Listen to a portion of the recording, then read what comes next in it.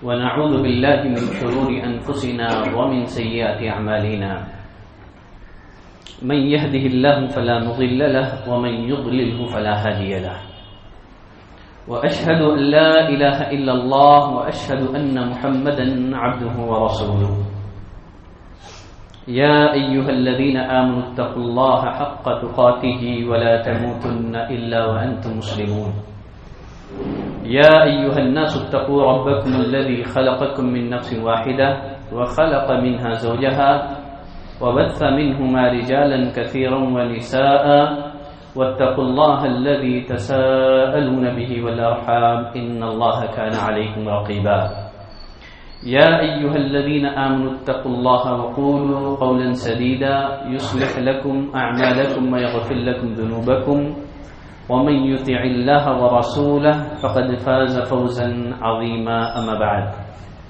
فإن أصدق الحديث كتاب الله وأحسن الهدي هدي محمد صلى الله عليه وسلم وشر الأمور محدثاتها وكل محدثة بدعة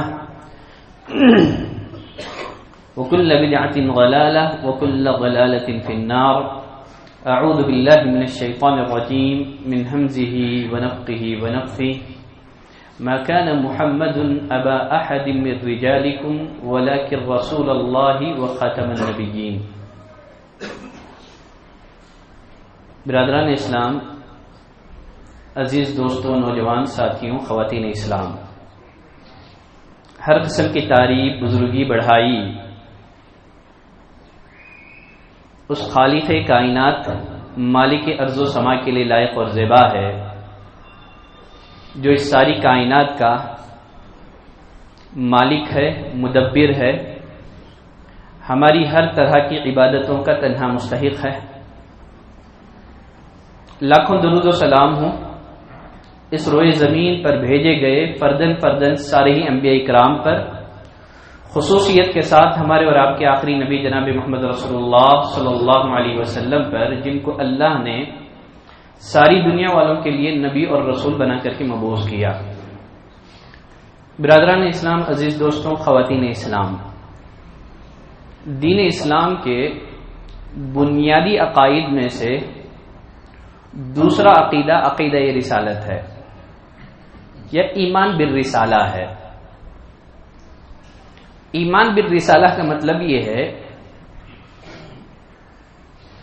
کہ اللہ کی طرف سے بھیجے گئے تمام رسولوں پر ایمان لایا جائے، تمام پیغمبروں پر ایمان لایا جائے کہ وہ سچے تھے، امانت دار تھے، انہوں نے اللہ کا پیغام پوری امانت داری اور دیانت داری کے ساتھ لوگوں تک پہنچا دیا، اس میں خیانت سے انہوں نے کام نہیں لیا. رسولوں کی تکذیب یہ کفر ہے. اللہ نے فرمایا وَمَن لَّمْ يُؤْمِن بِاللَّهِ وَرَسُولِهِ فَإِنَّا أَعْتَدْنَا لِلْكَافِرِينَ سَعِيرًا. جو اللہ پر ایمان نہ لائے، اس کے رسول پر ایمان نہ لائیں، ہم نے ایسے کافروں کے لیے بھڑکتی آگ تیار کر رکھی ہے. اس آیت کریمہ میں ان لوگوں کو کافر کہا گیا ہے جو اللہ پر ایمان نہ لائیں اور اس کے رسولوں پر ایمان نہ لائیں. بلکہ اللہ نے قوم نوح کے بارے میں فرمایا کذبت قوم نوح المرسلین. نوح علیہ الصلوۃ والسلام کی قوم نے سارے کے سارے رسولوں کو جھٹلا دیا. مرسلین یہ جمع کا صیغہ ہے، یہ سنگولر نہیں ہے، یہ پلورل ہے. یہ حالانکہ نوح علیہ الصلوۃ والسلام اکیلے اپنے قوم کی طرف مبعوث کیے گئے تھے، لیکن اللہ فرما رہا ہے کہ قوم نوح نے رسولوں کو جھٹلا دیا. معلوم کیا ہوا کہ ایک رسول کو جھٹلانا یہ سارے رسولوں کے جھٹلانے کے مترادف ہے. ایک رسول کی تکذیب کرنے والا، ایک رسول کو جھٹلانے والا، وہ سارے رسولوں کو جھٹلانے والا ہے. وہ نبوت اور رسالت کی حقیقت کیا ہے؟ نبوت اور رسالت یہ وہابی ہے، کسبی نہیں ہے. اس عبارت کا مطلب کیا ہے؟ اس جملے کا مطلب کیا ہے؟ اس جملے کا مطلب یہ ہے کہ نبوت کو کثرت عبادت اور ریاضت کے ذریعے سے، تعلیم اور ایجوکیشن کے ذریعے سے حاصل نہیں کیا جا سکتا. نبوت ایک اللہ کا فضل ہے. ایک اللہ کا انعام ہے. اللہ اپنے بندوں میں سے جسے چاہتا ہے، جسے منتخب کرتا ہے، اسے نبی بناتا ہے، اور کسی کے چاہنے سے اسے نبوت نہیں ملتی. یہ محض اللہ کا فضل ہے، یہ اللہ کا انتخاب ہے. اللہ نے فرمایا اللہ یصطفی من الملائکۃ رسلا ومن الناس، اللہ فرشتوں میں سے اور انسانوں میں سے جسے چاہتا ہے پیغام رسانی کے لیے، پیغام پہنچانے کے لیے منتخب کر لیتا ہے. یہ خالص اللہ کا انتخاب ہے، کسی کے چاہنے سے نبوت نہیں ملتی ہے. نہ عبادت کے ذریعے سے کسی کو نبوت ملتی ہے، نہ ریاضت کے ذریعے سے، نہ تعلیم اور ایجوکیشن کے ذریعے سے آدمی کو نبوت ملتی ہے. چونکہ انبیاء یہ اللہ کے چنندہ ہوتے ہیں، اس لیے وہ تمام انسانوں میں افضل ہیں. کوئی ان کے مقام اور مرتبے کو نہیں پہنچ سکتا. اس کے باوجود وہ دین اسلام کی پیروی سے آزاد نہیں ہے. اللہ نے فرمایا یا ایھا الرسل کلوا من الطیبات واعملوا صالحا، اے رسولوں کی جماعت حلال کھاؤ، حلال، واعملوا صالحا، نیک عمل کرو. جب انبیاء دین اور شریعت کی پیروی سے آزاد نہیں ہیں، حلال اور حرام سے آزاد نہیں ہیں، تو پھر غیر نبی دین کی شریعت سے آزاد ہو سکتا ہے؟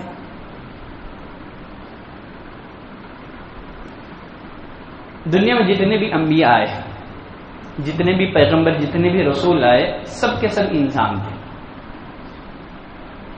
پیغمبروں کی قوموں کا جو سب سے بڑا اعتراض یہ تھا کہ اللہ کسی نوری مخلوق کو رسول بنا کر کے کیوں نہیں بھیج دیتا، فرشتے کو کیوں نہیں بھیج دیتا. تو اللہ نے سورۃ الاسراء میں ان کے اس سوال کا جواب دیا ہے. فرمایا قل لو کان فی الارض ملائکۃ یمشون مطمئنین لنزلنا علیہم من السماء ملکا رسولا. اگر زمین میں فرشتے آباد ہوتے، نوری مخلوق آباد ہوتے، تو ہم ان کی ہدایت کے لیے، رہنمائی کے لیے فرشتے کو بھیجتے. چونکہ زمین میں انسان آباد ہیں اور اللہ کا قانون ہے کہ انسانوں کی ہدایت کے لیے انسان مبعوث کرتا ہے، وہی انسانوں کے لیے بہترین آئیڈیل اور نمونہ بن سکتے ہیں. فرشتہ یہ انسان کے لیے آئیڈیل اور نمونہ نہیں بن سکتا ہے. کہا کہ اگر زمین میں فرشتے آباد ہوتے تو اللہ فرشتے کو بھیجتا رسول بنا کر کے. چونکہ زمین میں انسان آباد ہیں تو اللہ نے انسانوں میں سے ایک کو رسول بنا کر کے مبعوث کرواتا ہے. اور یہاں یہ بات بھی ذہن میں رکھیں، اللہ نے کسی عورت کو نبی نہیں بنایا ہے. جتنے بھی نبی آئے ہیں سب مرد ہیں. اللہ نے فرمایا وَمَا أَرْسَلْنَا مِن قَبْلِكَ إِلَّا رِجَالًا نُوحِي إِلَيْهِمْ. اے نبی ہم نے آپ سے پہلے جتنے بھی رسولوں کو بھیجا ہے سب مرد تھے، کوئی عورت نبی نہیں. اللہ نے کسی عورت کو نبی نہیں بنایا ہے. علامہ ابن کثیر رحمۃ اللہ علیہ فرماتے ہیں کہ اہل السنہ والجماعہ کا اتفاق ہے کہ عورتوں میں صدیقہ گزری ہے، نبی نہیں گزری ہے. صدیقہ گزری ہیں ان میں. جیسے اللہ نے فرمایا مَا الْمَسِيحُ ابْنُ مَرْيَمَ إِلَّا رَسُولٌ قَدْ خَلَتْ مِن قَبْلِهِ الرُّسُلُ وَأُمُّهُ صِدِّيقَةٌ. جو عیسیٰ کی جو ماں ہے وہ صدیقہ ہے. وہ نبی کے بعد درجہ کن کا ہے؟ صدیق کا ہے. اللہ نے فرمایا من یطیع اللہ والرسول فاولئک مع الذین انعم اللہ علیہم من النبیین والصدیقین والشہداء. نبی کے بعد درجہ صدیقین کا ہے. تو عورت میں کوئی نبی نہیں ہے، اللہ نے کسی عورت کو نبی نہیں بنایا، لیکن نبوت کے بعد کا جو درجہ ہے صدیق کا، وہ اللہ نے عورتوں کو عطا کیا. اور یہاں یہ بات بھی ذہن میں رکھیں، اللہ نے کسی نبی کو ربوبیت اور الوہیت کی اختیارات عطا نہیں کیے ہیں. وہ سب انسان تھے. وَمَا أَرْسَلْنَا قَبْلَكَ مِنَ الْمُرْسَلِينَ إِلَّا إِنَّهُمْ لَيَأْكُلُونَ الطَّعَامَ وَيَمْشُونَ فِي الْأَسْوَاقِ. اے نبی ہم نے آپ سے پہلے جتنے بھی رسولوں کو بھیجا ہے وہ سب انسان تھے. وہ کھایا کرتے تھے. لَيَأْكُلُونَ الطَّعَامَ، کھانا کھاتے تھے. وَيَمْشُونَ فِي الْأَسْوَاقِ، اور بازاروں میں چلا پھرا کرتے تھے.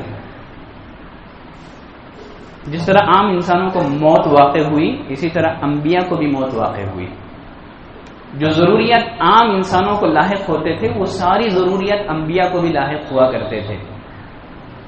اللہ نے فرمایا ام کنتم شہداء اذ حضر یعقوب الموت، جب یعقوب کو موت آئی تھی اس وقت کیا تم موجود تھے؟ تو اللہ نے یعقوب علیہ السلام کی موت کا تذکرہ کیا ہے.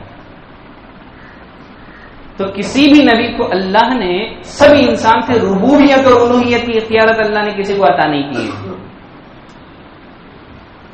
اللہ نے فرمایا اے نبی کہہ دیجئے قل لا املک لنفسی نفعا ولا ضرا الا ما شاء اللہ، میں اپنی ذات کے لیے کسی نفع اور نقصان کا مالک نہیں ہوں مگر اتنا ہی جتنا اللہ چاہے،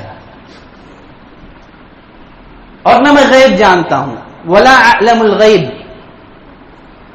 اگر مجھے غیب کا علم ہوتا لستکثرت من الخیر، میں بہت سارے منافع حاصل کر لیتا، بہت سارے فائدے حاصل کر لیتا.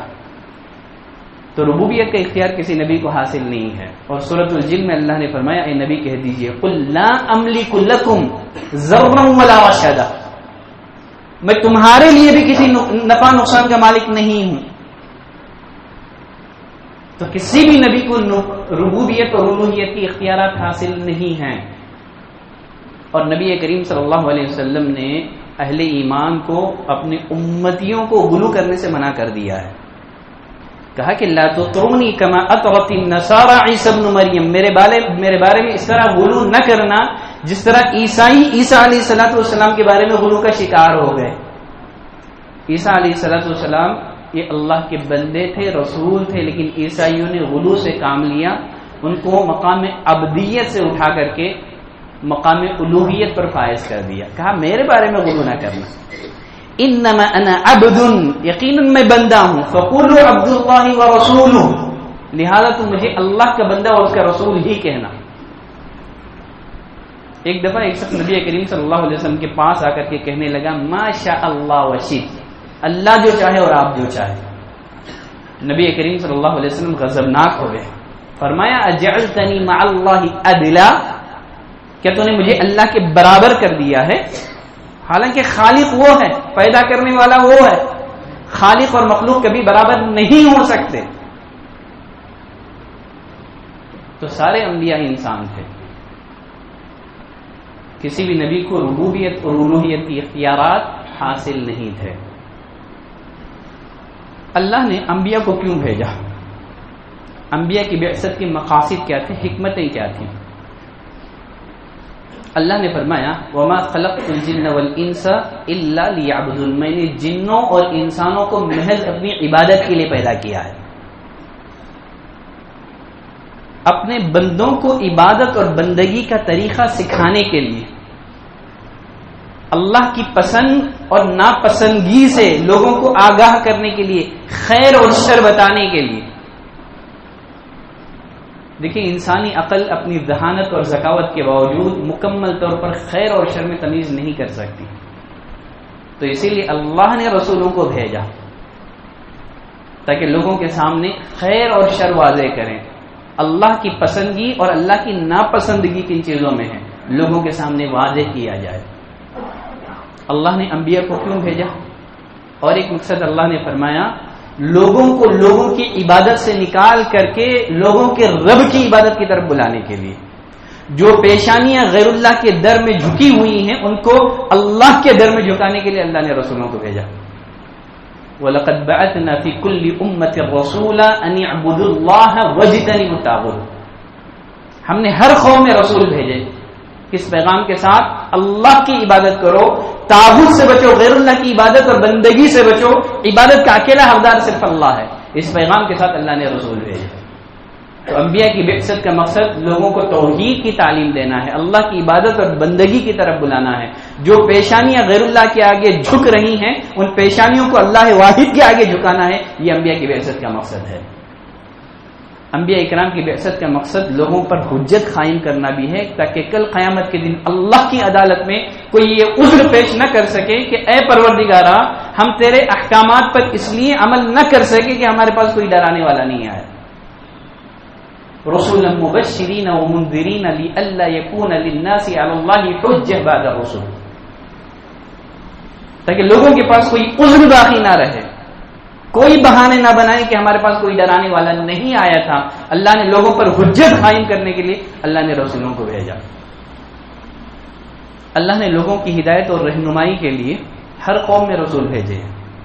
ہر قوم میں رسول، ہر امت میں اللہ نے رسول بھیجے ہیں.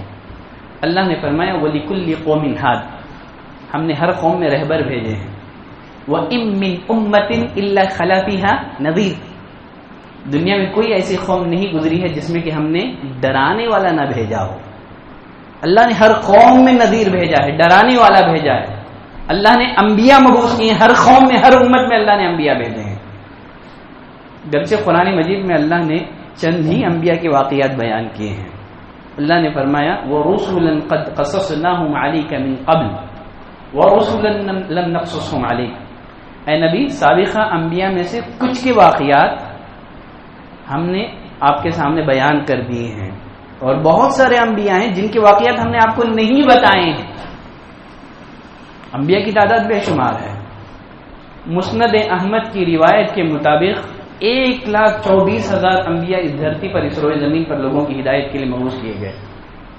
ابو ذر فرماتے ہیں میں نے نبی کریم صلی اللہ علیہ وسلم سے سوال کیا، پوچھا اللہ کے رسول انبیاء کی تعداد کتنی تھی جو اس روئے زمین پر بھیجے گئے تھے؟ نبی کریم صلی اللہ علیہ وسلم نے فرمایا 1,24,000، ان میں سے 315 رسول تھے، بقیہ انبیاء تھے. ان میں سے 315 رسول تھے. پہلے نبی آدم تھے تو پہلے رسول نوح علیہ السلام تھے. نوح علیہ السلام پہلے رسول تھے جو اس دنیا میں بھیجے گئے تھے. جب لوگ شرک میں مبتلا ہو گئے، جب لوگوں نے اللہ کی توحید کو بھلا دیا، اسی لیے اللہ نے فرمایا اِنَّا أَوْحَيْنَا إِلَيْكَ كَمَا أَوْحَيْنَا إِلَى نُوحٍ وَالنَّبِيِّينَ مِن بَعْدِهِ، اے نبی ہم آپ کی طرف وحی کر رہے ہیں جس طرح ہم نے نوح کی طرف وحی کی تھی، اور نوح کے بعد دیگر انبیاء کی طرف ہم نے وحی کی تھی. جب اللہ نے وحی کی بات کی تو پہلے آدم کا تذکرہ نہیں کیا، پہلے نوح کا تذکرہ کیا. اور حدیث جو شفاعت ہے، انس بن مالک رضی اللہ تعالیٰ عنہ کی مشہور معروف حدیث، قیامت کے دن میدان محشر میں مومنوں کی ایک جماعت آدم علیہ السلام کے پاس جائے گی، سفارش کی درخواست کرے گی، کہے گی کہ اے آدم، اللہ نے آپ کو بہت ساری خصوصیات سے نوازا ہے، ہم جس پریشانی کا شکار ہیں، ہم جس مصیبت میں مبتلا ہیں، ہماری پریشانی ہماری مصیبت آپ سے مخفی اور پوشیدہ نہیں ہے. اللہ کے حضور جا کر کے سفارش کریں کہ حساب و کتاب کا آغاز ہو جائے. آدم علیہ السلام معذرت کر دیں گے، کہیں گے ائتوا نوح، نوح کے پاس جاؤ. ممکن ہے وہ تمہاری سفارش کرے، کیوں؟ اس لیے کہ وہ پہلے رسول ہیں جو بھیجے گئے ہیں. تو پہلے رسول، پہلے نبی آدم علیہ السلام تھے، اور پہلے رسول نوح علیہ السلام تھے، اور آخری رسول محمد صلی اللہ علیہ وسلم تھے. چونکہ آپ ہمارے نبی ہیں اس لیے آپ پر خصوصیت کے ساتھ ایمان لانا ہم پر واجب ہے. نبی کریم صلی اللہ علیہ وسلم پر ایمان لانے میں کتنی باتیں ہیں، یا نبی کریم صلی اللہ علیہ وسلم پر ایمان لانے کا مطلب کیا ہے، انشاءاللہ بقیہ وقت میں اس کی وضاحت کروں گا. نبی کریم صلی اللہ علیہ وسلم پر ایمان لانے میں پہلا نقطہ یہ ہے، اس بات پر ایمان لانا ہے کہ آپ اللہ کے سچے رسول ہیں. قرآن مجید میں اللہ نے آپ کا نام لے کر کے صاف صاف الفاظ میں آپ کے نبی اور رسول ہونے کا فیصلہ سنا دیا. کہا محمد الرسول اللہ، محمد الرسول اللہ. اور ایک جگہ اللہ نے فرمایا وما محمد الا رسول، محمد صرف اللہ کے ایک رسول ہی ہیں. اللہ نے نام لے کر کے آپ کے نبی اور رسول ہونے کی گواہی دی. اور خود نبی کریم صلی اللہ علیہ وسلم نے بھی اپنی زبانی رسالت سے اپنے نبی اور رسول ہونے کا اعلان کیا. فرمایا والذی نفس محمد بیدی، قسم ہے اس ذات کی جس کے ہاتھ میں محمد کی جان ہے، لا يسمع بی احد من هذه الامه یہودی ولا نصرانی، میرے بارے میں اس امت کا کوئی بھی یہودی یا نصرانی سنے پھر مجھ پر ایمان لائے بغیر مر جائے تو وہ جہنم میں جائے گا. اللہ نے قرآن مجید میں نہ ایک آپ کے نبی اور رسول ہونے کا اعلان کیا ہے بلکہ دنیا والوں سے مطالبہ کیا ہے، اپنے بندوں سے مطالبہ کیا ہے کہ وہ آپ کی نبوت اور رسولت اور رسالت پر ایمان لائیں. فرمایا وآمنوا باللہ ورسولہ، اور فرمایا انا ارسلناک شاہدا ومبشرا ونذیرا، اے نبی ہم نے آپ کو گواہی دینے والا بنا کر، خوشخبری سنانے والا بنا کر، ڈرانے والا بنا کر کے بھیجا ہے. کیوں؟ لتؤمنوا باللہ ورسولہ، اے انسانوں، اے لوگوں، تاکہ تم اللہ اور اس کے رسول پر ایمان لاؤ، وتعزروہ وتوقروہ، تاکہ تم اپنے رسول کی مدد کرو اور ان کا ادب کرو. اللہ نے بندوں سے مطالبہ کیا ہے کہ آپ کی رسالت اور آپ کی نبوت پر ایمان لائے. تو آپ پر ایمان لانے میں پہلا نقطہ یہ ہے کہ ہمارا اس بات پر ایمان ہونا چاہیے کہ آپ اللہ کے سچے پیغمبر ہیں. آپ پر ایمان لانے میں دوسری بات یہ ہے کہ ہمارا ایمان یہ ہو کہ آپ ایک عالمگیر نبی ہیں. آپ تمام جنوں اور انسانوں کے نبی ہیں، یہ ہمارا عقیدہ ہونا ہے. اللہ نے فرمایا وَمَا أَرْسَلْنَاكَ إِلَّا رَحْمَةً لِّلْعَالَمِينَ، اے نبی ہم نے آپ کو سارے جہانوں کے لیے رحمت بنا کر کے بھیجا ہے. آپ کی نبوت عالمگیر ہے. آپ سے پہلے جو انبیاء آتے تھے کسی قوم کے لیے، کسی قبیلے کے لیے، کسی شہر کے لیے، لیکن اللہ نے آپ کو ہر کالے اور گورے کی طرف نبی بنا کر کے بھیجا ہے. وَمَا أَرْسَلْنَاكَ إِلَّا كَافَّةً لِّلنَّاسِ بَشِيرًا وَنَذِيرًا، اے نبی ہم نے آپ کو سارے لوگوں کی طرف بشیر اور نذیر، ڈرانے والا اور خوشخبری سنانے والا بنا کر کے بھیجا ہے.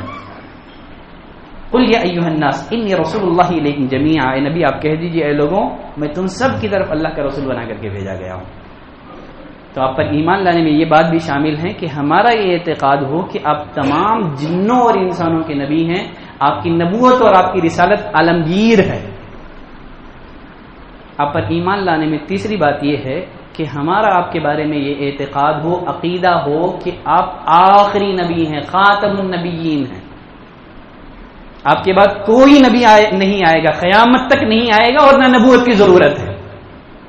اب نبوت کی ضرورت بھی نہیں ہے. کیوں نہیں ہے نبوت کی ضرورت؟ دیکھیں آپ صلی اللہ علیہ وسلم سے پہلے دنیا کی ترقی محدود تھی. اگر کسی ایک علاقے میں نبی آتا تو دوسرے علاقے کے لوگوں کو کانوں کان اس کی خبر نہیں ہوتی تھی. لیکن نبی کریم صلی اللہ علیہ وسلم جس دور میں نبی بنا کر کے بھیجے گئے تھے، دنیا ترقی کے مرحلے میں داخل ہو چکی تھی. ایک ملک کے دوسرے ملک سے تعلقات قائم ہو چکے تھے. ایک نبی کے پیغام کو عالمگیر پیغام بنانا یہ ممکن ہو چکا تھا. پہلے ممکن نہیں تھا. دنیا کی ترقی بہت محدود تھی. دیکھیں آج ہم جس دور میں ہیں، ولیج میں بیٹھا ہوا، قریے میں بیٹھا ہوا ایک شخص اپنی آواز کو دنیا کے کونے کونے تک پہنچا سکتا ہے. آج جو ہمیں ترقی دکھائی دے رہی ہے دنیا کی، اس کی پہلی سیڑھی آپ صلی اللہ علیہ وسلم کا دور تھا. دنیا ایک ترقی کے مرحلے میں داخل ہو چکی تھی. ایک ہی نبی کے پیغام کو دنیا کے کونے کونے میں پہنچانا یہ ممکن ہو گیا تھا. پہلے ممکن نہیں تھا، آپ سے پہلے. اور پھر اسی طرح اللہ نے نبی کریم صلی اللہ علیہ وسلم کو صحابہ کی شکل میں ایک ایسی ٹیم عطا کی، صحابہ کی شکل میں ایک ایسی جماعت عطا کی. انہوں نے آپ کی دعوت کو لے کر کے دنیا کے چپے چپے میں پھیل گئے اور نبی کی دعوت کو انہوں نے دنیا کے کونے کونے تک پہنچا دیا. خود نبی کریم صلی اللہ علیہ وسلم کی زندگی میں اسلام جزیرۃ العرب سے نکل چکا تھا. عجم میں جا کر کے اسلام اپنے جھنڈے گاڑ چکا تھا. خود نبی کریم صلی اللہ علیہ وسلم کی زندگی میں، صحابہ کی زندگی میں ہمارے ملک ہندوستان میں اسلام آ چکا تھا. ہندوستان میں صحابہ کی تاریخ ملتی ہے. تو نبی کریم صلی اللہ علیہ وسلم کو صحابہ کی شکل میں ایک ایسی جماعت ملی، انہوں نے دین اسلام کے لیے اپنا سب کچھ قربان کر دیا. تو نبوت کی ضرورت باقی نہیں رہ گئی ہے. اللہ نے فرمایا ما کان محمد ابا احد من رجالکم ولکن رسول اللہ وخاتم النبیین، محمد تمہارے مردوں کے باپ نہیں ہیں، یہ اللہ کے رسول ہیں، وخاتم النبیین اور آخری نبی ہیں، خاتم النبیین ہیں. دیکھیں یہاں اللہ نے یہ نہیں کہا کہ آپ خاتم المرسلین ہیں. حالانکہ قرآن میں آپ کا تعارف رسول کی حیثیت سے کرایا گیا ہے زیادہ تر، لیکن یہاں اللہ نے کہا کہ آپ خاتم النبیین ہیں، خاتم المرسلین نہیں کہا. اس میں کیا نکتہ ہے؟ اس لیے کہ رسول کا جو مقام ہوتا ہے یہ نبی سے بلند ہوتا ہے. رسول کا مقام نبی سے بلند ہوتا ہے. اللہ رسول کو شریعت دے کر کے بھیجتا ہے. نبی اپنے سے پہلے جو رسول ہے اس کی شریعت کو فالو کرتا ہے. یہاں اللہ نے خاتم النبیین کہا ہے. اگر خاتم المرسلین اگر کہا جاتا تو کوئی کہنے والا کہہ سکتا تھا کہ آپ آخری رسول ہیں، آپ کے بعد کوئی نبی آ سکتا ہے. تو تو اسی لیے اللہ نے کہہ دیا کہ آپ آخری نبی ہیں، تو جب آپ آخری نبی ہوئے تو خود بخود آپ آخری رسول بھی ہو گئے.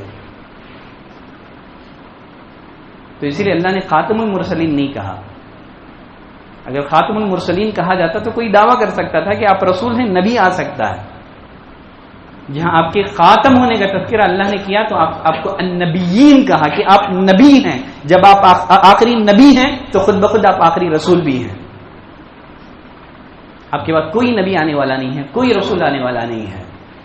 ابو ہریرہ رضی اللہ تعالیٰ عنہ کی روایت میں نبی کریم صلی اللہ علیہ وسلم نے اسی چیز کو ایک مثال کے ذریعے سے واضح کیا. کہا کہ اے لوگوں، میری اور مجھ سے پہلے انبیاء کی مثال اس شخص کی سی ہے جس نے ایک محل تعمیر کیا. ہر لحاظ سے خوبصورت بنایا اس نے محل کو، لیکن عمارت کی کسی ایک کونے میں ایک اینٹ کی خالی جگہ چھوڑ دی. اب لوگ اس محل میں جا رہے ہیں، داخل ہو رہے ہیں، اس کی خوبصورتی کی تعریف، کیا خوبصورت ہے، کیا عالی شان ہے. لیکن وہ جو اینٹ کی خالی جو جگہ چھوڑ دی گئی ہے، اگر اس کو بھی مکمل کر دیا جاتا تو یہ عمارت کمپلیٹ ہو جاتی. نبی کریم صلی اللہ علیہ وسلم نے فرمایا اس نبوت اور رسالت کی عمارت کا آخری اینٹ میں ہی ہوں. اب عمارت کمپلیٹ ہو چکی ہے، اب کوئی رسول نہیں آئے گا. ابو ہریرہ رضی اللہ تعالیٰ عنہ کی ہی ایک دوسری روایت میں نبی کریم صلی اللہ علیہ وسلم نے فرمایا فضلت علی الانبیاء بست، مجھے 6 چیزوں کی بنا پر سابقہ انبیاء پر فضیلت دی گئی ہے. 6 چیزوں کی بنا پر. ان میں سے آپ نے 5ویں چیز آپ نے یہ بتائی کہ اللہ نے مجھے سارے لوگوں کی طرف رسول بنا کر کے بھیجا ہے، اور میری ایک خصوصیت یہ ہے وَخُتِمَ بِي النَّبِيُّونَ، اللہ نے میرے ذریعے سے نبوت اور رسالت کے سلسلے کو ختم کر دیا. اب کوئی نبی نہیں ہے میرے بعد. جو بھی آپ کے بعد نبی ہونے کا دعویٰ کرے گا وہ جھوٹا ہوگا، وہ دجال ہوگا. اور ساتھ ہی نبی کریم صلی اللہ علیہ وسلم نے پیشن گوئی بھی فرمائی کہ بہت سارے جھوٹے مدعیان نبوت کھڑے ہوں گے جو نبوت کا دعویٰ کریں گے. صحیح بخاری کی روایت میں نبی کریم صلی اللہ علیہ وسلم نے فرمایا قیامت قائم نہیں ہوگی یہاں تک کہ 30 کے قریب دجال اور کذاب پیدا ہوں گے. یزعم کلہم انہ نبی، سب کے سب نبی ہونے کا دعویٰ کریں گے. آپ نے پیشن گوئی فرمائی. خود نبی کریم صلی اللہ علیہ وسلم کی زندگی میں 2 لوگوں نے نبوت کا دعویٰ کیا تھا. ایک مسیلمہ کذاب تھا اور دوسرا اسود انسی تھا. اسود انسی تو خود نبی کریم صلی اللہ علیہ وسلم کے دور میں مارا گیا. مسیلمہ دور صدیقی میں ابو بکر رضی اللہ تعالیٰ عنہ کے دور خلافت میں یہ قتل کر دیا گیا. آپ صلی اللہ علیہ وسلم نے پیشن گوئی فرمائی. تو آپ صلی اللہ علیہ وسلم پر ایمان لانے میں یہ بات بھی شامل ہے کہ ہمارا یہ اعتقاد ہو، ہمارا عقیدہ ہو، ہم اس بات کو تسلیم کریں کہ آپ آخری نبی ہیں، آپ کے بعد کوئی نبی نہیں آئے گا، نہ نبوت کی ضرورت اب باقی رہ گئی ہے. آپ صلی اللہ علیہ وسلم پر ایمان لانے میں یہ بات بھی شامل ہے ہمارا آپ کے بارے میں یہ اعتقاد ہو کہ آپ نے اللہ کا پیغام پوری امانت داری کے ساتھ، پوری دیانت داری کے ساتھ لوگوں تک پہنچا دیا ہے. آپ نے دین کی کوئی بات چھپائی ہے نہیں، آپ نے دین کی کوئی بات نہیں چھپائی. اللہ نے فرمایا یا ایھا الرسول بلغ ما انزل الیک من ربک، اے رسول تم پر جو کچھ تمہارے رب کی طرف سے نازل کیا گیا ہے پہنچا دیں آپ. فإن لم تفعل، اگر آپ نے ایسا نہیں کیا آپ نے رسالت کا حق ادا نہیں کیا. اسی آیت کی روشنی میں سیدہ عائشہ رضی اللہ تعالیٰ عنہ فرماتی ہیں کہ من حدثک ان محمدا صلی اللہ علیہ وسلم کتم شیئا مما انزل اللہ، جو کوئی تم سے یہ بات بیان کرے کہ نبی کریم صلی اللہ علیہ وسلم نے دین کی کوئی بات چھپائی ہے، نہیں بتائی ہے، وہ جھوٹا ہے. وہ کیونکہ اللہ نے فرمایا اے نبی پہنچا دیں، اگر آپ نے نہیں پہنچایا تو آپ نے رسالت کا حق ادا نہیں کیا. حالانکہ آپ صلی اللہ علیہ وسلم نے رسالت کا حق ادا کر دیا. حجۃ الوداع کے موقع پر نبی کریم صلی اللہ علیہ وسلم نے صحابہ سے مخاطب ہو کر کے فرمایا کہ میں تمہارے درمیان ایک ایسی چیز چھوڑ کے جا رہا ہوں، اگر تم اس کو مضبوطی سے تھام لو تو کبھی گمراہ نہیں ہو سکتے. میں تمہارے درمیان اللہ کی کتاب چھوڑ کے جا رہا ہوں. پھر آپ نے صحابہ سے پوچھا وَأَنْتُمْ تُسْأَلُونَ عَنِّي فَمَا أَنْتُمْ قَائِلُونَ، قیامت کے دن تم سے میرے بارے میں سوال کیا جائے گا، کیا کہو گے تم؟ صحابہ نے کہا نشہد، ہم اس بات کی شہادت دیں گے انک بلغت وادیت ونصحت، آپ نے دین کا پیغام پہنچا دیا، آپ نے کوئی بات نہیں چھپائی، آپ نے رسالت کا حق ادا کر دیا، آپ نے لوگوں کی خیر خواہی چاہی آپ نے. پھر آپ صلی اللہ علیہ وسلم کبھی اپنی شہادت کی انگلی آسمان کی طرف کبھی صحابہ کی طرف کرتے اور فرماتے اے اللہ تو گواہ رہنا، اے اللہ تو گواہ رہنا، اے اللہ تو گواہ رہنا، میں نے پہنچا دیا ہے، کوئی بات آپ نے نہیں چھپائی ہے. امام مالک رحمۃ اللہ علیہ کا ایک بہت پیارا قول ہے. امام مالک رحمۃ اللہ علیہ فرماتے ہیں کہ من ابتدع فی الاسلام بدعۃ، جو کوئی دین اسلام میں بدعت کو ایجاد کرتا ہے اور اس کو اچھا سمجھتا ہے، حالانکہ دین مکمل ہو چکا ہے، الیوم اکملت لکم دینکم، اللہ نے دین کمپلیٹ کر دیا ہے، جو کسی زیادتی کو قبول نہیں کرتا ہے.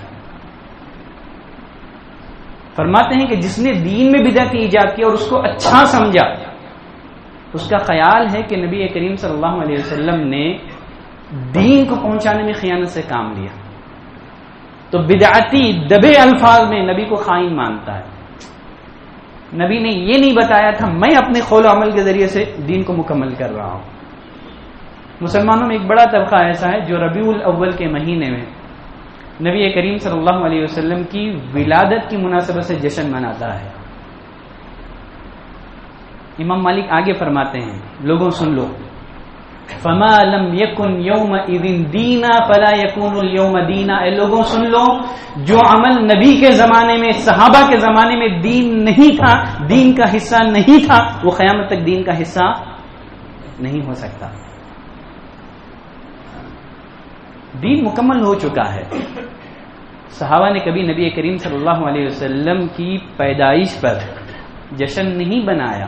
یہ تو عیسائیوں کا طریقہ ہے. نبی کریم صلی اللہ علیہ وسلم نے عیسائیوں کے طریقے کی پیروی سے منع کر دیا، من تشبہ بقوم فہو منہم.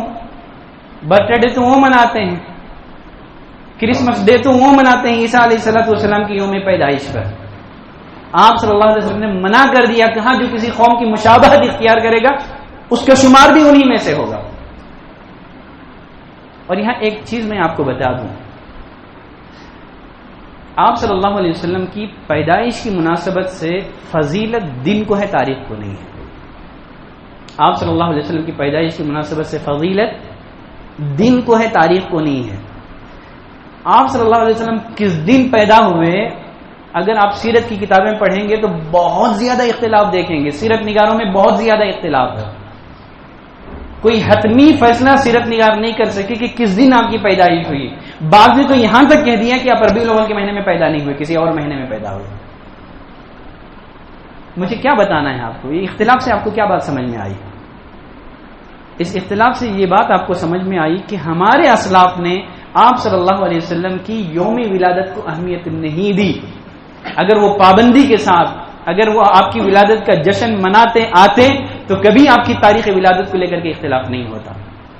یہ اختلاف خود بتا رہا ہے، سیرت کی کتابوں میں یہ اختلاف خود بتا رہا ہے کہ اسلاف نے اس کو اہمیت نہیں دی. دیکھیں عمر رضی اللہ تعالیٰ عنہ نے اپنے دور خلافت میں اسلامی سال جو ہے نا اس کی بنیاد رکھی، جس کو ہم لوگ اسلامی سنہ ہجری کہتے ہیں. اب اسلامی سال کی جب انہوں نے بنیاد رکھی، صحابہ میں مشورہ کیا کہ کس سال کو اسلامی سال کا پہلا سال مانا جائے. عیسائیوں نے کیا کیا کہ عیسیٰ علیہ السلام کی یوم ولادت کو اسلامی سال کا پہلا سال قرار دیا. لیکن صحابہ نے کہا کہ نہیں، یوم ولادت کی کوئی اہمیت نہیں ہے. واقعی ہجرت کو بنیاد بنایا جس میں اسلام کو غلبہ ملا تھا. جب مکے سے اسلام نکل کر کے مدینے میں داخل ہو گیا، پھر اسلام کو اللہ نے عزت دی، غلبہ دیا.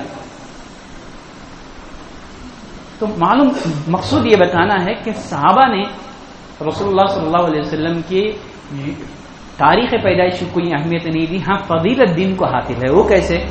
رسول اللہ صلی اللہ علیہ وسلم پیر کے دن روزہ رکھتے تھے. آپ صلی اللہ علیہ وسلم سے پوچھا گیا، صحیح مسلم وغیرہ میں روایت ہے، اے اللہ کے رسول، پیر کے دن روزہ رکھنے کا، منڈے جو آپ سوموار کے دن روزہ رکھتے ہیں، ریزن کیا ہے، سبب کیا ہے؟ آپ صلی اللہ علیہ وسلم نے فرمایا یہ وہ دن ہے جس میں میں پیدا ہوا تھا اور اسی دن میں نبی بنایا گیا تھا. اگر کوئی آپ کی پیدائش پر خوشی منانا چاہتا ہے، خوشی کا اظہار کرنا چاہتا ہے، بریانی کھا کے نہیں ہے، روزہ رکھ کر کے رہے. کھا کر کے نہیں ہے، بھوکا رہ کر کے خوشی منائے. آپ صلی اللہ علیہ وسلم روزہ رکھتے تھے پیر کے دن. کون عمل کرتا ہے اس سنت پر؟ واقعی اگر آپ کے دل میں نبی سے محبت ہے، نبی سے محبت یہ ہے کہ آپ کی سنتوں کا اتباع کیا جائے، نہ یہ کہ بدعتوں کو ایجاد کر کے اس پر چلا جائے. یہ محبت کا معیار نہیں ہے. تو غرض آپ صلی اللہ علیہ وسلم پر ایمان لانے میں یہ بات شامل ہے کہ آپ کے بارے میں یہ اعتقاد ہو کہ آپ نے دین کی ہر چھوٹی بڑی بات امت تک پہنچا دی ہے، اپنے خیانت سے کام نہیں لیا آپ نے۔ آپ صلی اللہ علیہ وسلم پر ایمان لانے میں یہ بات بھی شامل ہے کہ آپ اللہ کی طرف سے جو دین لائے ہیں نا اس پر بھی ہمارا ایمان ہے۔ آپ صلی اللہ علیہ وسلم جو دین لائے ہیں اس کی بنیاد دو چیزوں پر رکھی گئی ہے، ایک ہے قرآن اور دوسرا نبی کریم صلی اللہ علیہ وسلم کی احادیث۔ یہ بھی وہی ہے، جس طرح قرآن وہی ہے اسی طرح حدیث بھی وہی ہے۔ وما ينطق عن الهوى، اللہ نے فرمایا کہ محمد اپنی خواہش سے نہیں بولتا ہے، ان هو الا وحی یوحى، کہ دین کے معاملے میں اپنی رائے سے بات نہیں کرتے ہیں، ان کی زبان پر وحی بولتی ہے، یہ وحی کی روشنی میں گفتگو کرتے ہیں۔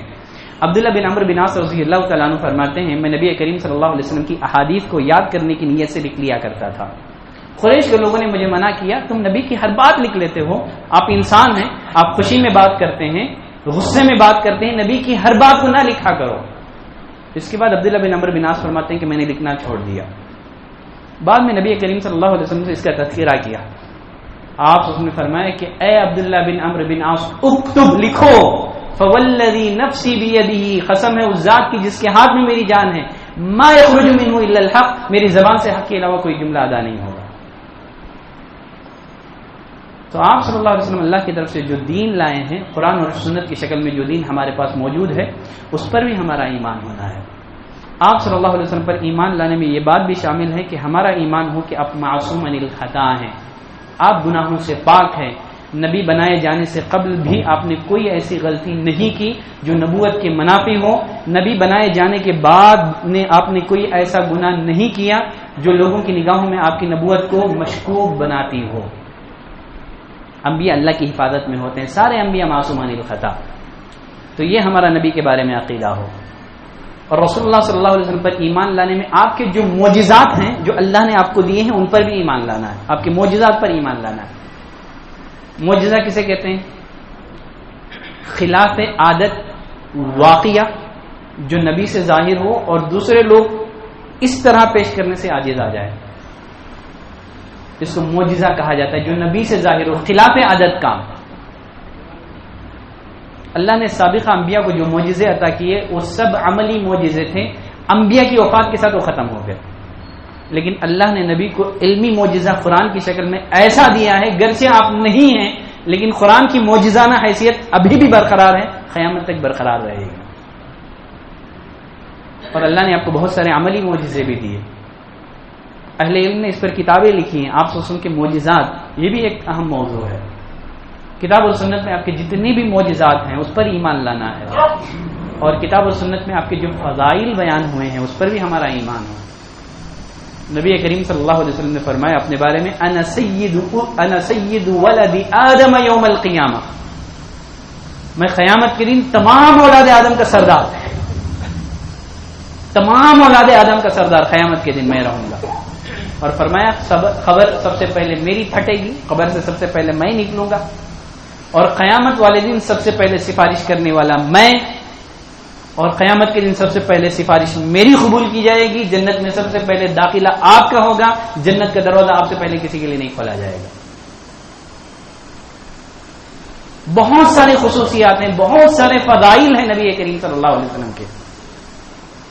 اللہ نے آپ کو امام الانبیاء بنایا ہے، معراج کے موقع پر آپ کو یہ شرف حاصل ہوا کہ آپ نے سارے انبیاء کی امامت کی۔ تو آپ کے جو فضائل کتاب اور سنت میں، لیکن انبیاء کے درمیان اس انداز سے تفریق کرنا کہ دوسرے کی تنقیص ہوتی ہو، تحقیر ہوتی ہو، یہ جائز نہیں ہے۔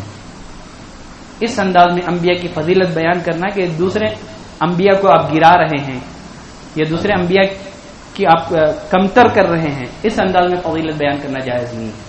سب انبیاء کا اللہ کے نزدیک ایک خاص مقام ہے، بقیہ اللہ نے ان کو جو خاص فضیلت دی ہے، دوسرے انبیاء کی عظمت کو نہ گھٹا کر کے جو کتاب اور سنت میں جو صحیح فضائل جو بیان ہوئے ہیں نبی کریم صلی اللہ علیہ وسلم کے، ان پر ہمیں ایمان لانا چاہیے۔ یہ کچھ باتیں تھیں جو آج کے خطبہ جمعہ میں ایمان بالرسالہ سے متعلق اور خصوصیت کے ساتھ نبی کریم صلی اللہ علیہ وسلم پر ایمان لانے میں کون کون سے پہلو ہیں اس کی وضاحت کرنی تھی۔ اللہ سے دعا کرتے ہیں کہ پروردگار تو ہمیں آپ صلی اللہ علیہ وسلم کی سنت کی پیروی، آپ کی سیرت کی اتباع کی تو ہمیں توفیق عطا فرما۔ سبحانک اللہم و بحمدک، اشہد ان لا الہ الا انت، استغفرک و اتوب الیک۔